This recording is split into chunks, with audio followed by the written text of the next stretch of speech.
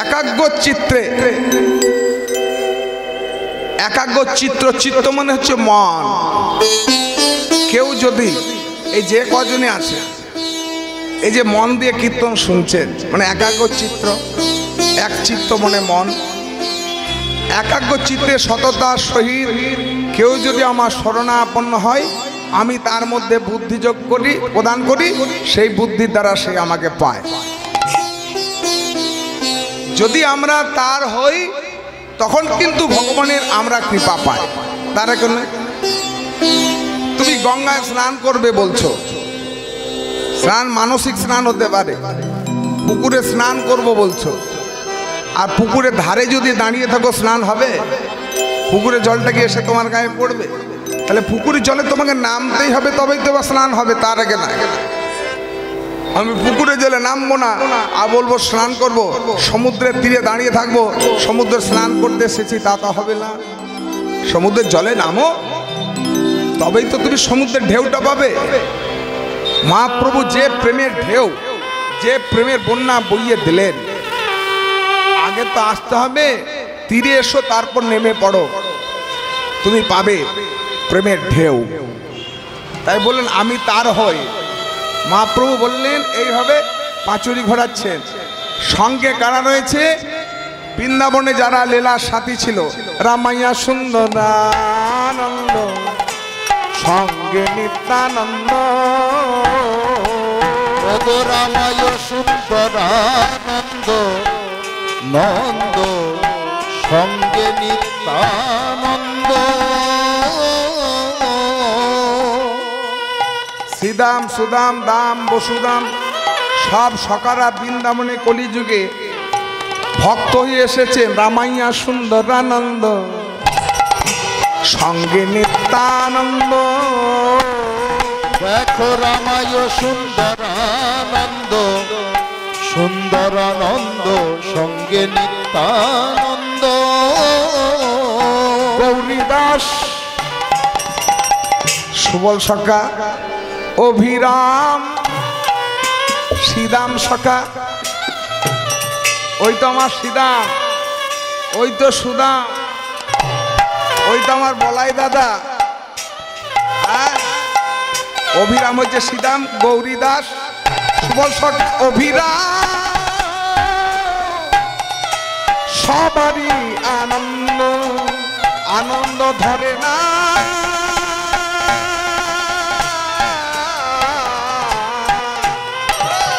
ও গো গৌরী দাস অবিরাম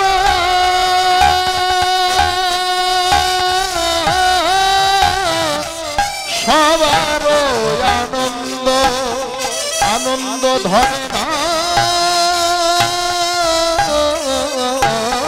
আনন্দ ধরে না, আনন্দ ধরে না, আনন্দ ধরে না, আনন্দ ধরে না, মাঝে পেয়ে গৌর কাজা শোনা, আনন্দ ধরে না, মাঝে পেয়ে গৌর কাজা শোনায় আনন্দ ধরে না, পেয়ে গৌর কাজা শোনা, আনন্দ ধরে না, মাঝে পেয়ে গৌর কাজা শোনা।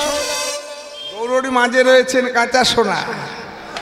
ওই গোষ্ঠ লীলা স্মরণ করে আনন্দ ধরে বারে গোষ্ঠলীলা স্মরণ করে আনন্দ ধরে না, গোষ্ঠলীলা স্মরণ করে আনন্দ ধরে না, গোষ্ঠলীলা স্মরণ করে আনন্দ ধরে না, গোষ্ঠলীলা স্মরণ করে আনন্দ ধরে না, আনন্দ ধরে না।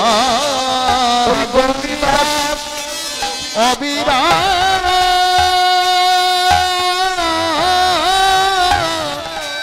সবার আনন্দ, সবার আনন্দ, সবার মনে আনন্দ। গৌরীদাস সুবল সখা, সব থেকে বেশি আনন্দ কার জানেন? অভিরাম ঠাকুরে। তিনি হলেন বৃন্দাবনের শ্রীদাম সখা। ভগবান শ্রীকৃষ্ণ যখন বৃন্দাবনে শেষ গোষ্ঠ লীলা খেললেন, ঠিক তারপরের দিন মথুরায় চলে যাবে। সকলকে ডেকে বললেন, সকলকে ডাকলেন, শ্রীদাম সুদাম দাম বসুদাম ওরে মধুমঙ্গল শোন, আজকে না আমরা ওই কানামাছি খেলা খেলবো। তোরা একটা বস্ত্র দিয়ে আমার চোখটা বেঁধে দে, আমি তোদেরকে খুঁজে বের করব। শ্রীরাম বুঝতে পারলেন, তোরে কানাই, এটা হলো তোর বৃন্দাবনের শেষ গোষ্ঠ লীলা। কাল তুই মথুরাই চলে যাবি, মথুরায় চলে যাবি,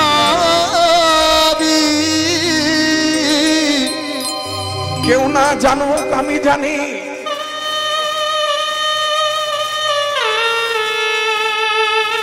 আমি এমন জায়গায় লুকিয়ে পড়ব, তুই যদি নিজে আমায় খুঁজে না বের করিস, আমি নিজের থেকে বের হব না রে ভাই।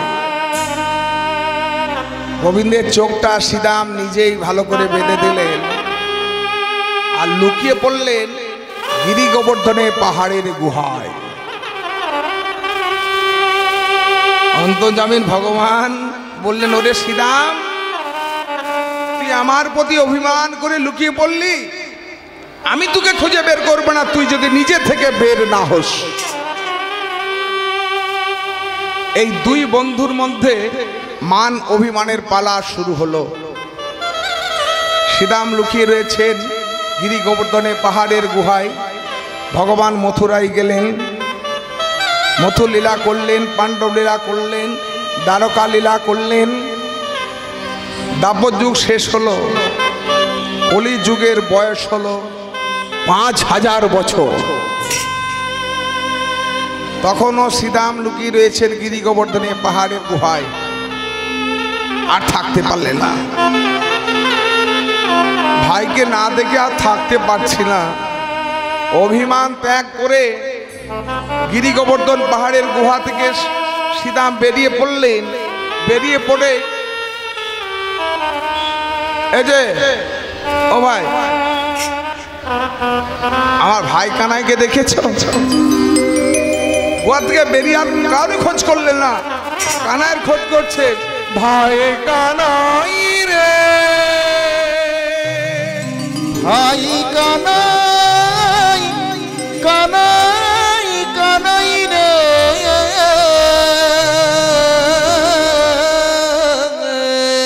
কানাই, কানাই। খোঁজে শ্রীরাম সখা বৃন্দাবনে কানাইয়ের খোঁজ করছেন, কে সন্ধান দেবে? এই যে, তোমরা আমার ভাই কানাইকে দেখেছো? নবদ্বীপ চাঁদ গৌরহরি দাদা নিত্যানন্দকে পাঠালেন, যাও আমাদের বন্ধু শ্রীরামকে খুঁজে নিয়ে এসো দাদা, সে এখনো বৃন্দাবনে রয়েছে। নিত্যানন্দ প্রভু বৃন্দাবনে গিয়ে শ্রীরামের খোঁজ করছে। এত লম্বা মানুষটাকে, ওই তো শ্রীরাম। দাপর যুগের মানুষ 7 হাত নিজের হাতে, কলিযুগে নিজের হাতে 3.5 হাত। শ্রীরাম, শ্রীরাম, তুমি আমাকে চেনো? চিনবো না? আমি তোর বন্ধু রে শ্রীরাম। বন্ধু? আমি তো তোমাকে চিনতে পারছি না। ভালো করে চেয়ে দেখ শ্রীরাম, আমি কে? আমি হলাম বলাই দাদা। তুমি আমাদের বলাই দাদা? কি চেহারা হয়েছে তোমার? এইসব বস্ত্র, গলায় তুলসী গাছের মালা রয়েছে, তিলক রচনা করেছো, সবই পরিবর্তন হয়েছে। হ্যাঁ রে, এটা দাপর যুগ নয়, এটা কলিযুগ। এখন আমাকে বলরাম বলে কেউ জানে না, সবাই আমাকে বলে নিত্যানন্দ। তাহলে আমাদের কানাই, চল তোকে তো নিয়ে যাব। কানাই পাঠিয়েছে যে যাও শ্রীরাম দাদাকে নিয়ে এসো। তোকে তো নিতেই এসেছি। আচ্ছা বলাই দাদা, আমার ভাই কানাকে চিনতে পারবো তো? সেটা আমি কেন বলবো, তুই চিনতে পারবি কিনা বল। ঠিক চিনে নেবো। কি করে চিনবি? আমি আমার ভাই কানাকে চিনতে পারবো না? এতদিন ধরে একসঙ্গে গোষ্ঠী খেলা করেছি, কি করে চিনবি? কেন? আমার ভাই কানাই কালো ছিল, বাঁশি বাজাতো, ময়ূরের পাখা ছিল, চূড়া ধারা, কি সুন্দর দেখতে ছিল। নিত্যানন্দ প্রভু বললেন, এখন আর কালো বরণ নাই, এখন আর কালো বরণ নাই, এখন আর কালো বরণ নাই, এখন আর কালো বরণ নাই।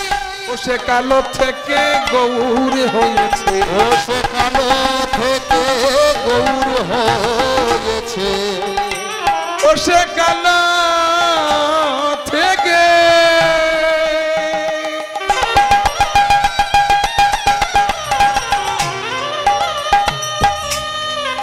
এখন আর কালো বরণ নাই, কালো থেকে গৌর হয়েছে,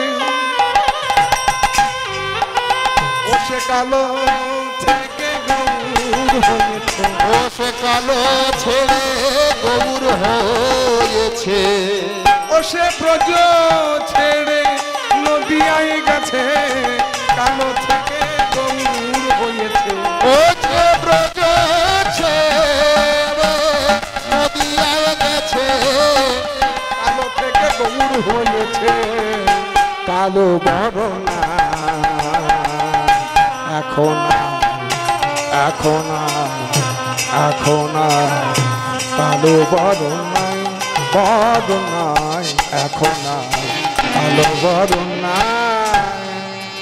ও আমাদের ভাই কানাই কালো থেকে গৌর হয়ে গেছে, এখন আর বৃন্দাবনে নাই, নববৃন্দাবন নবদ্বীপ ধামে। ও আচ্ছা বলাই দাদা, এই দাঁড়াও এদিকে, আমাকে এখানে বলাই দাদা বলো না, ধরা পড়ে যাবে। চুপ, তুমি আমাকে নিত্যানন্দ দাদা বলো। আচ্ছা ঠিক আছে, এতদিনের অভ্যাস তো কি পরিবর্তন করা যায়? আচ্ছা আমার ভাই কানায় বাঁশি বাজায়, কি সুন্দর বাঁশি বাজাতো, গোষ্ঠী এসে বেনু বাজাতো, সে মধুর বাঁশি বাজায়। শোনো, বাঁশি বাজাতো বৃন্দাবনে রাধা বলে, এখনো বাঁশি বাজায় কিন্তু রাধা বলে নয়, কি বলে? সে যে হরি বলে বাজায় বাঁশি, হরি বলে বাজায় বাঁশি, হরি বলে বাজায় বাঁশি, সে যে হরি বলে বাজায় বাঁশি, রই কালো শশী হরি বলে বাজায় বাঁশি, ও যে ব্রজের কালো শশী হরি বলে বাজায় বাঁশি।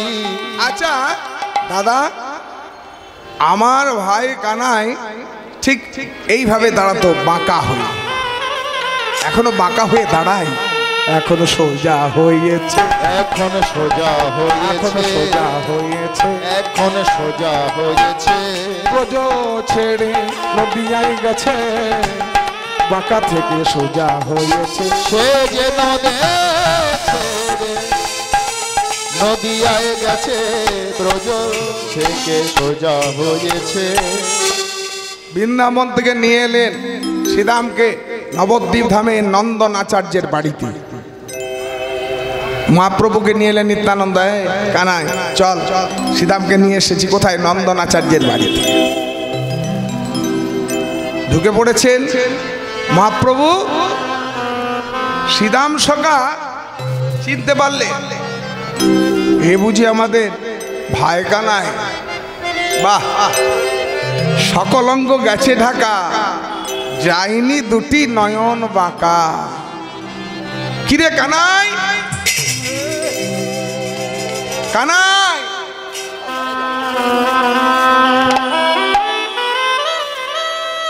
এখানে কানাই বলে ডেকো না, সবাই নিমাই বলে, নদের নিমাই।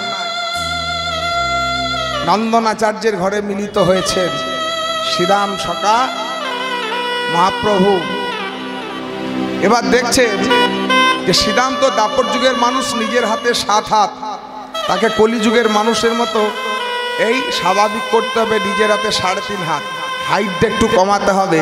তাই গৌরী বলছেন, শ্রীরাম মনে পড়ে বৃন্দাবনে একটা আমরা খেলা করতাম কি না, তুই কাঁধের উপর এই মাথার উপর হাত দিয়ে দাঁড়াতিস, আমরা দু ভাই তোর কাঁধে ঝুলতাম, ঝুলন ঝুলন খেলা। হ্যাঁ মনে আছে, একবার দাঁড়ানো ভাই, একটু ঝুলন ঝুলন খেলা করি। এই শ্রীরাম সখা মাথার উপর হাত দুটো দিয়ে দাঁড়িয়েছেন, ডান দিকে মহাপ্রভু, বাম দিকে নিত্যানন্দ ঝুলতে শুরু করলেন। আমরা খেলবো ঝুলন ঝুলন, আমরা খেলবো ঝুলন ঝুলন, ঝুলন ঝুলন, আমরা খেলবো ঝুলন ঝুলন, ব্রজলীলা করে স্মরণ খেলবো ঝুলন ঝুলন, ওই প্রজলীলা করে স্মরণ খেলবো ঝুলন ঝুলন। দুই দিকে মহাপ্রভু নিত্যানন্দ ঝুলে ঝুলে শ্রীরাম সখাকে কলিযুগের মানুষের মতো স্বাভাবিক করে দিলেন, আর বললেন যাও বটডাঙ্গায় গিয়ে তুমি সাধন ভোজন করো, আজ থেকে তোমার নাম হলো অভিরাম ঠাকুর। সেই অভিরামের মনে আজ আনন্দ, আজ আনন্দ ধরে না, আজ আনন্দ ধরে না, আনন্দ ধরে না, আজ আনন্দ ধরে না, কষ্টলীলা স্মরণ করে আনন্দ ধরে না, কষ্টলীলা স্মরণ করে কষ্ট তারা যাবে বলে, কষ্টলীলা স্মরণ করে কষ্ট তারা যাবে বলে, যত কষ্ট তারা যাবে বলে, আনন্দ ধরে না, কষ্ট তারা যাবে বলে, আনন্দ ধরে না, আনন্দ ধরে না। আনন্দ ধরে না। বাসুদেব ঘোষে কহে মনে রহনি সে, মনের হরিষে কষ্ট লীলা গোরা চান করিলা প্রকাশে, আরে বাসুদেব ঘোষে কহে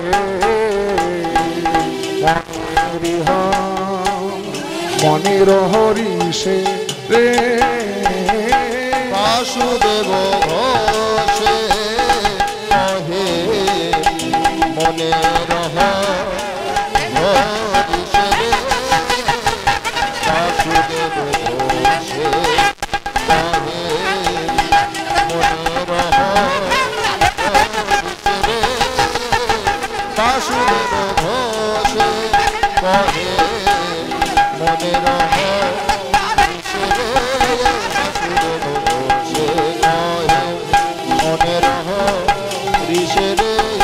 বাসুদেব ঘোষে কহে মনের হরিষে রে, বাসুদেব ঘোষে কহে মনের হরিষে রে, বাসুদেব ঘোষে কহে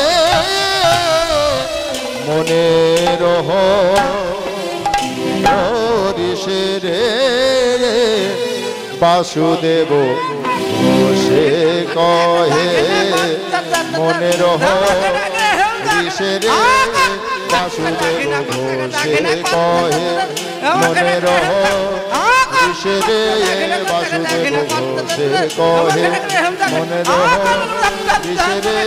বাসুদেব ঘোষে কহে মনের হরিষে রে, বাসুদেব ঘোষে কহে মনের হরিষে রে, বাসুদেব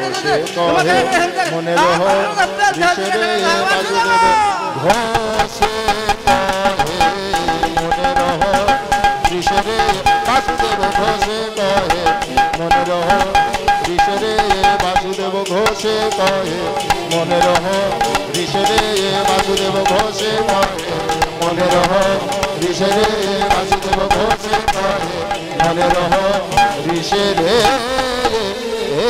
বাসুদেব ঘোষে কহে মনের হরিষে।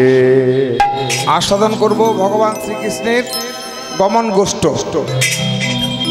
তাহলে গোষ্ঠ লীলা মানে ধেনু চড়াতে যাবেন, কত লক্ষ ধেনু নিয়ে যাবেন, ধেনুর সংখ্যাটা কত? 9 লাখ। সখা কতজন? 12 জন। 24 জন সখা আছে, নম্র সখা, প্রিয় সখা, প্রাণ সখা। এই সখাদের মধ্যে প্রিয় নম্র সখা, প্রাণ সখা সব ভাগ আলাদা। প্রাণ সখা বয়সে যারা সমান, প্রিয় নম্র বয়সে যারা ছোট, আর যারা একটু বড় তারা হলো নম্র সখা। তাহলে 9 লক্ষ ধেনু, 12 জন সখা, মনে একটা প্রশ্ন হতে পারে না যে নন্দ রাজার যদি 9 লক্ষ ধেনু হয় তাহলে গোয়াল ঘরটা কত বড় হবে? 9 লাখ। নন্দ রাজার 9 লাখ ধেনু, তারপরে আরো 12 জন সখাদের আছে, তাদেরও ধেনু। তাহলে এত যদি ধেনু সংখ্যা হয়, বৃন্দাবনের পরিসীমা কত? 84 ক্রোশ। জানে বৃন্দাবনের জায়গা ধরবে? সর্বত্র শুধু ধেনুই দেখা যাবে। 9 লাখ ধেনু কম নয়। এই 9 লক্ষ, এখানে 9 লক্ষ বলতে কি বোঝানো হয়েছে? আমরা তো বলে দিই 9 লক্ষ ধেনু, 9 লক্ষ পদাবলিতেও পাই। 9 লক্ষ অর্থাৎ তোমার জীবনে 9টি লক্ষ হওয়া উচিত। প্রাথমিকভাবে ছোটবেলায় যখন আমরা পড়াশোনা করতাম, মাধ্যমিকে একটা রচনা এসেছিল, তোমার জীবনের লক্ষ্য কি? তুমি কি হতে চাও? মাস্টারমশাই জিজ্ঞাসা করতেন, বাড়িতে সবাই জিজ্ঞাসা করতেন তুমি কি হতে চাও? আমি বলতাম আমি কীর্তনিয়া হতে চাই। কেউ বলতেন ডাক্তার হতে চাই, কেউ বলছেন প্রফেসর হতে চাই। তাহলে সবার একটা জীবনের লক্ষ্য হওয়া দরকার।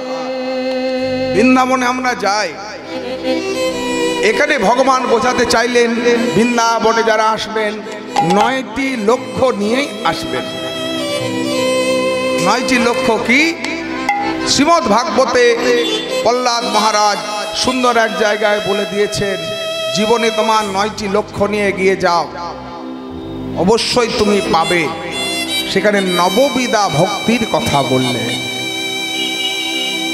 নববিধা ভক্তি: শ্রবণং শরণং বন্দনং কীর্তনং আর্চনং বিষ্ণুপাদ সেবনং সখ্য দাস্য আত্মনিবেদনং। 9 লক্ষ শ্রবণং, এই যে আপনারা কীর্তন শুনতে বসেছেন, আজ সারাদিন ধরে বসবেন, কীর্তন শুনবেন। সব বড় শিল্পীরা আসবেন, বড় ছোট বলে কিছু নাই। যারা ভগবানের নাম কীর্তন করেন আমার মতে তারাই হলেন বড়। ছোট বড় ভাগ রাখবেন না, অমুক শিল্পীর গান শুনবো অমুকের শুনবো না, এই মত রাখবেন না। তাহলে কেমন ভক্ত আপনারা? আপনি জানবেন হরিবাসরে চললাম কীর্তন শুনতে মানে ভগবানের সেবা করতে। রাজা পরীক্ষিত যখন ব্রহ্ম শাপগ্রস্ত হলেন, দেবশ্রী নারদের কাছে গিয়ে পড়লেন, কি করব এখন? মাত্র আমার 7 দিন আয়ু, তাহলে এখন আমার কি করা উচিত? দেবশ্রী নারদ বললেন, কৃষ্ণ সেবা করো। 7 দিন ধরে কৃষ্ণ সেবা করব। আচ্ছা দেবশ্রী, কৃষ্ণ সেবার অঙ্গ কয়টি? ভগবানের সেবার 64টা আছে অঙ্গ। কত বড় মূল্যবান কথা শুনুন। এই তথ্য মিলিয়ে বললে হবে না, শাস্ত্র সিদ্ধান্ত অনুযায়ী সেগুলো আস্বাদন করতে বা জীবনে পালন করতে হবে। জীবনে 64টি হলো কৃষ্ণ সেবার অঙ্গ। রাজা পরীক্ষিতকে দেবশ্রী নারদ বলছেন যে কৃষ্ণ সেবা করায় আসতে 7 দিন ধরে 64টা অঙ্গ কি কয়েকটা বলে দিচ্ছি। যেমন ধরুন এই কীর্তন শুনছেন, এখন কিন্তু আপনারা কৃষ্ণ সেবা করছেন, কাউকে উদ্ধার করছেন না, নিজে উদ্ধার হবেন। তাহলে শ্রবণং শরণং, আপনি তাকে স্মরণ করছেন, সেটা হলো কৃষ্ণ সেবা। বন্দনং, সেটা হলো কৃষ্ণ সেবা। অর্চনং, পূজা, পূজা করার জন্য ফুল তোলা, সেটা হলো কৃষ্ণ সেবা। ভগবানের সেবার জন্য মালা গাঁথা, সেটা হলো কৃষ্ণ সেবা। ভগবানের জন্য বস্ত্র কিনতে গেলেন, নৈবেদ্য মিষ্টান্ন ফল কিনতে গেলেন, সেটাও হলো কৃষ্ণ সেবা। এই হরিবাসর কমিটিরা দরজায় দরজায় ভিক্ষা করতে গেছে। ভিক্ষা ছাড়া তো হরিবাসর হয় না। কেউ যদি বলেন আমার কোটি কোটি টাকা আছে, আমি একাই একটা হরিবাসর করিয়ে দেব, তাহলে সেই হরিবাসরের অহংকারী থাকে, মাধুর্যতা থাকে না। সেখানে অহংকারটা কাজ করে যে আমি একাই তাই করিয়ে দেব, আমার টাকা আছে আমি হরিনাম করিয়ে দেব। কিন্তু মহাজন না বললেন তোমাকে ভিক্ষা করতেই হবে। কেমন ভিক্ষা? তুমি 5 ঘর থেকে ভিক্ষা করে নিয়ে এসো। যতদিন না তুমি ভিক্ষা করছো, অর্থ ভিক্ষা, ভক্ত ভিক্ষা। ভিক্ষা কত? একটা হরিবাসর শুধু অর্থ ভিক্ষার উপর চলে না, টাকা পয়সা দিয়ে দিলেন খালাস। একজন বলছেন আমি একটা একাই দল দিয়ে দেবো। বাহ, ভালো কথা, এটা আনন্দের কথা। কৃষ্ণ সেবা করছেন, দান করবেন। দান করে দিয়ে ঘরে বসে থাকলে হবে না। টাকা আছে, দিয়ে দিয়েছি, ভগবান আমাকে অনেক কৃপা করে দেবেন না। এখানে সে কীর্তন শুনতে হবে, এই মাটিতে গড়াগড়ি দিতে হবে, মাটিতে বসতে হবে, এই ধুলোটা একটু গায়ে লাগাতে হবে। এই ধুলের মহিমা অনেক। এখন এতটাই পবিত্র। এখন যদি আমি হরিবল হরিবল বলে বাতাসা ছড়িয়ে দিয়ে আপনারা কি করবেন বলুন? কুড়িয়ে খাবেন তো? যখন প্যান্ডেলগুলো খোলা হয়ে যাবে, এখানে কীর্তন হবে না। এখানে যদি বাতাসা পড়ে থাকে, কুড়িয়ে খাবেন? কেন খাবেন না? এই তো এত বৃন্দাবন হয়ে গেছে, এত ভক্তের চরণ ধুলি, এতজন আপনারা এসেছেন, সাধুগুরু বৈষ্ণব আসছেন, হরি কথা কৃষ্ণ কথা হচ্ছে, এটা হয়ে গেছে মধুর বৃন্দাবন। সেই বৃন্দাবনে ধুলো। তাহলে দেখুন, কৃষ্ণ সেবা 64টা অঙ্গ, কীর্তন শোনা হলো সর্বশ্রেষ্ঠ অঙ্গ। তাহলে ভিক্ষা কত প্রকারের? একটা অর্থ ভিক্ষা, দ্বিতীয়টা হলো ভক্ত ভিক্ষা।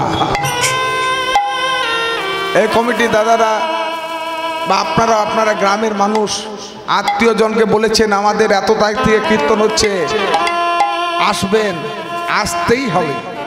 তাহলে ভক্ত ভিক্ষা হলো।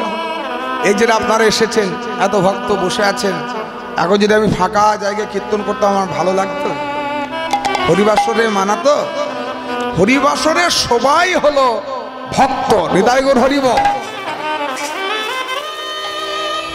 হরিবাসরে শোভা বাড়াই কে? ভক্ত। ফুলদানির শোভা হলো কি? পুষ্প। মন্দিরের শোভা হলো দেবতা। হরিবাসরে শোভা হলো ভক্তগণ। আজ আপনারা সারাদিন ধরে কৃষ্ণ সেবা করবেন, দিন রাত্রি, অষ্টম প্রহর, এটাই হলো সেবা। আমাদের সেবাটা একটু ভুল ভ্রান্তি। কি রকম? ওই জন্মাষ্টমীর দিনে উপবাসটা করলাম, আর লাইন দিয়ে নৈবেদ্যের পশুরা সাজিয়ে হে কৃষ্ণ করুণা সিন্ধু দীনবন্ধু জগৎপতি পুজো দিয়ে দিলাম। ভগবানের প্রতি খুব শ্রদ্ধা ভক্তি দেখানো হলো, বাহ বাহ। আর পাড়ার কীর্তন, বাড়িতে লেপ ঢাকা নিয়ে ঘুমিয়ে পড়লাম। আর জন্মাষ্টমীর দিনে ঘটা করে পুজো দিচ্ছি, আর পাড়ায় কীর্তন হচ্ছে, একটু তাকিয়ে চলে গেলাম। তোমার কৃষ্ণ সেবা হলো না। এটা একটা বড় কৃষ্ণ সেবার জায়গা, বড় সুযোগ। এখানে বসে বসে কীর্তন শোনো, সেটাই হলো কৃষ্ণ সেবা। তাহলে 64টা অঙ্গ। নববিধা ভক্তির কথা বললেন, নবলক্ষ্য, 9টি লক্ষ্য তোমার জীবনে হওয়া উচিত। তার জন্য বলা হয়েছে নবলক্ষ্য ধ্যান। চলো লীলাতে প্রবেশ করি। বৃন্দাবন ধাম কি জয়। একটা সুন্দর নজরুল গীতি দিয়ে লীলাতে প্রবেশ করব, কারণ এই লীলার সঙ্গে ওই নজরুল গীতিটা একটা সামঞ্জস্য রয়েছে। মহাপ্রভু যখন বৃন্দাবনে যাচ্ছিলেন, তখন তো পথঘাট ছিল না, পথঘাট ছিল না, নির্দিষ্ট কোনো পথ যেটাই গেছে বৃন্দাবন, ওই মাঠের আল ধরে ধরে জিজ্ঞাসা করে করে যেতে হতো। কতগুলো রাখাল খেলা করছিল, তাদেরকে দেখে মহাপ্রভু বলেন, হ্যাঁ রে, বৃন্দাবনের পথ কোনটা? সেই ভাবটি উপলব্ধি করে কাজী নজরুল ইসলাম কলম ধরলেন, বলে দে বলে দে বলে দে বলে দে বলে দে বলে দে বলে দে বলে দে বলে দে বলে দে বলে দে বলে দে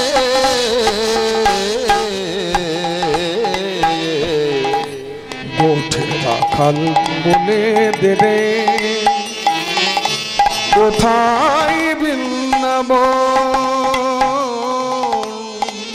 যেথা রাখা রাজা গোপাল আমার খেলে অনুক্ষণ কোথায় বৃন্দাবন রাখালে বলে দে রে কোথা বৃন্দাবন যেথা রাখাল রাজা গোপাল আমার হেলে অনুক্ষণ অনুক্ষণ কোথা বৃন্দাবন যেথা দিনে রাতে মিলন রাশে চাঁদ হাসে রে চাঁদের পাশে যেথা দিনে রাত মিলন রাশে চাঁদ হাসে রে চাঁদের পাশে দিনে রাতে মিলন রাশে দিনে কি চাঁদ দেখা যায় পূর্ণিমাতেই চাঁদ দেখা যায় কিন্তু নজরুল বললেন দিনে রাতে দিনেও চাঁদ দেখা যায় রাতেও চাঁদ দেখা যায় কৃষ্ণ বদন চাঁদ রাধা বদন চাঁদ এই দুই চাঁদের কথা বলা হলো দিনে রাতে মিলন রাতে চাঁদ হাসে রে চাঁদের পাশে দিনে রাতে মিলন রাশে চাঁদ হাসে রে চাঁদের পাশে নিত্য লীলা করে আমার নিত্য লীলা করে আমার মদন মোহন কোথায় বৃন্দাবন বলে রে কোথের রাখালে বলে কোথা বৃন্দাবন কোথা রাখাল রাজা গোপাল আমার হেলে অনুক্ষণ অনুক্ষণ কোথা বৃন্দাবন ও যেথা কৃষ্ণ নামে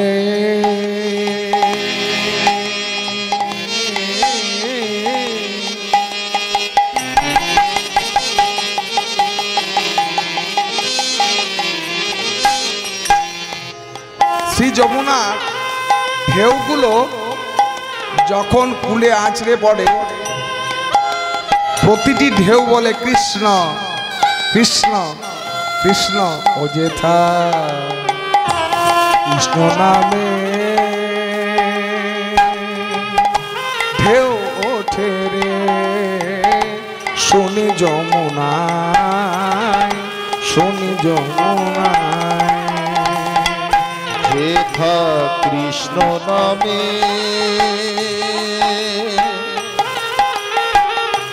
ঢেউ ওঠে রে সুনীল যমুনায় গো সুনীল যমুনা আজো যাহা তমাল বনে কানো নপু শোনা যায় গো নপু শোনা যায় আজো যাহার কদম ডালে বেনু বাজে সাঁঝ সকালে আজো যাহার কদম ডালে বেনু বাজে সাঁঝ সকালে আজো যাহার কদম ডালে বেনু বাজে সাঁঝ সকালে আজো যাহার কদম ডালে বেনু বাজে সাঁঝ সকালে পথের ধুলাই ছড়িয়ে আছে পথে ধুলাই ছড়িয়ে আছে শ্রীহরি চন্দন কোথায় বৃন্দাবন বলে দে বলে দে বলে দে বলে দে বলে দে বলে দে বলে দে বলে দে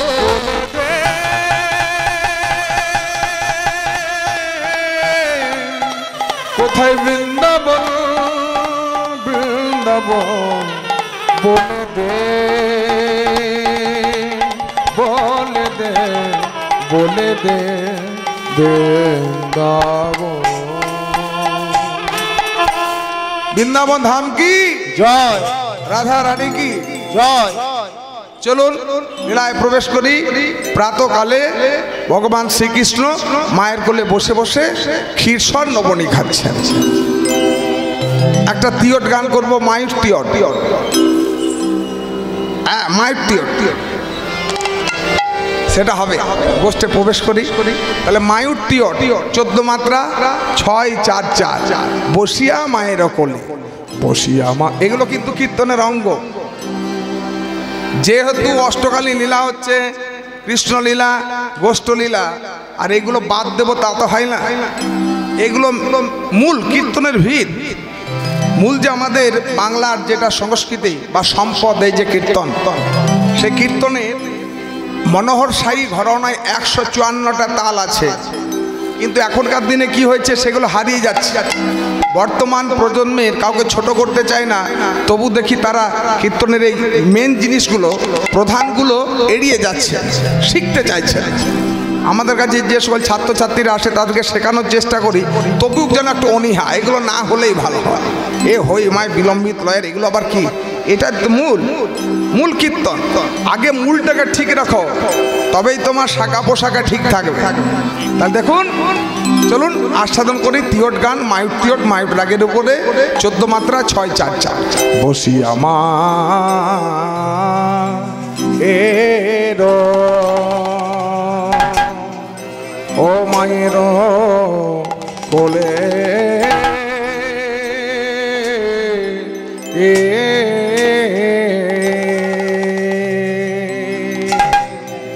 বসিয়া মায়ের কোলে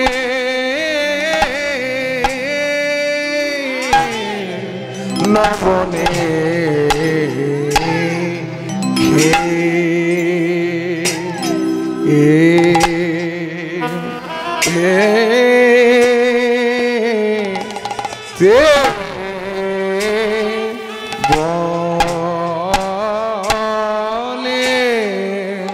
বসিয়া মা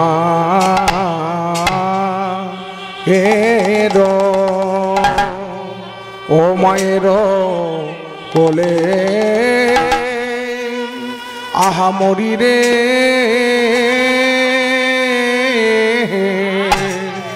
আহা মরি রে বলে দে মায়া মায় ননে দে মা গোষ্ঠে যাবা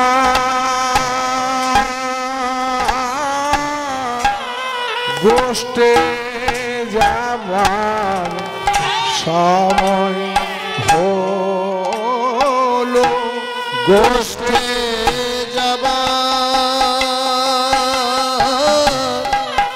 গোষ্ঠে যাবা সময় হলো থলি যাবা